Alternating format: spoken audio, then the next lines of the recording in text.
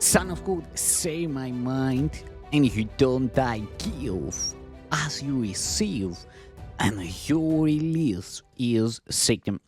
This is the part 82 in the series Christ's Forgiveness, and today's teaching is the atonement and miracles.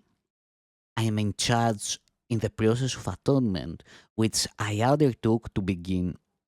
When you offer a miracle to any of my brothers, you do it to yourself and me. The reason you come before me is that I do not need miracles for my own atonement, but I stand at the end in case you fail temporarily. My part in the atonement is the cancelling out of all errors that you could not otherwise correct. When you have been restored to the recognition of your original state, you naturally become part of the atonement yourself. As you say, my unwillingness to accept error in yourself and others, you must join in the great crusade to correct it. Listen to my voice, learn to undo error, and act to correct it. The power to work miracles belong to you. I will provide the opportunities to do them, but you must be ready and willing. Doing them will bring conviction in the ability because conviction comes through accomplishment. The ability is the potential, the achievement is its expression, and the atonement, which is the natural profession of the children of God, is its purpose. Heaven shall pass away. Heaven shall pass away means that they will not continue to exist as separate states. My word, which is the resurrection and the life, shall not pass away because life is eternal. You are the work of God, and His work is wholly lovable and wholly loving. This is how a man must think of himself in his heart, because this is what he is. The forgiven are the means of the atonement.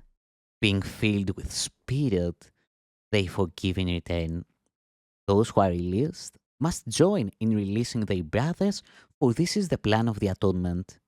Miracles are the way in which minds that serve the Holy Spirit unite with me for the salvation or release of all God's creations. I'm the only one who can perform miracles indiscriminately because I am the atonement. You have a role in the atonement which I will dictate to you. Ask me which miracles you should perform. This spares you needless effort because you will be acting under direct communication. The impersonal nature of the miracle is an essential ingredient because it enables me to direct its application. And under my guidance, miracles lead to the highly personal experience of revelation. A guide does not control, but he does direct. A guide does not control, but he does direct, leaving it up to you to follow.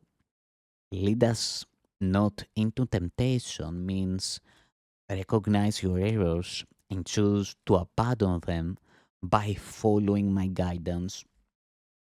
Error cannot really threaten truth, which can always withstand it. Only the error is actually vulnerable.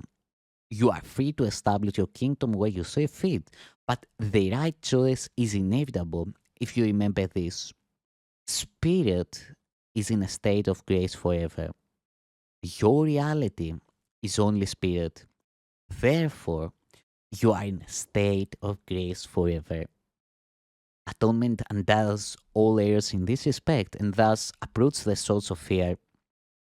Whenever you experience God's reassurance as threat, it is always because you are defending misplaced or misdirected loyalty. When you project this to others, you imprison them, but only to the extent to which you reinforce the errors they have already made. This makes them vulnerable to the distortions of others, since their own perception of themselves is distorted. The miracle worker can only bless them, and this undoes their distortions and frees them from their prison. You respond to what you perceive. And as you perceive, so shall you behave. The golden rule asks you to do unto others as you would have them do unto you. This means that the perception of both must be accurate. The golden rule is the rule for appropriate behavior. You cannot behave appropriately unless you perceive correctly. Ah, since you and your neighbor are equal members of one family, as you perceive both, so you will do to both. You should look from the perception of your own holiness to the holiness of others. Miracles arise from a mind that is ready for them. By being united, this mind goes out to everyone, even without the awareness of the miracle worker himself. The impersonal nature of miracles is because the atonement itself is one, uniting all creations with their creator. As an expression of what you truly are, the miracle places the mind in a state of grace. The mind then naturally welcomes the host within and the stranger without.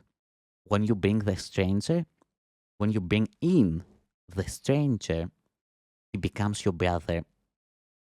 That the miracle may have effects on your brothers that you may not recognize is not your concern. The miracle will always bless you. Miracles you are not asked to perform have not lost their value. They are still expressions of your own state of grace, but the action aspect of the miracle should be controlled by me because of my complete awareness of the whole plan. The impersonal nature of miracle mindedness ensures your grace, but only I am in a position to know where they can be bestowed. Miracles are selective only in the sense that they are directed towards those who can use them for themselves. Since this makes it inevitable that they will extend them to others, a strong chain of atonement is wielded. However, this selectivity takes no account of the magnitude of the miracle itself because the concept of size exists on a plane that is itself unreal. Since the miracle aims at restoring the awareness of reality, it would not be useful if it were bound by laws that govern the error it aims to correct. Thank you, son of God.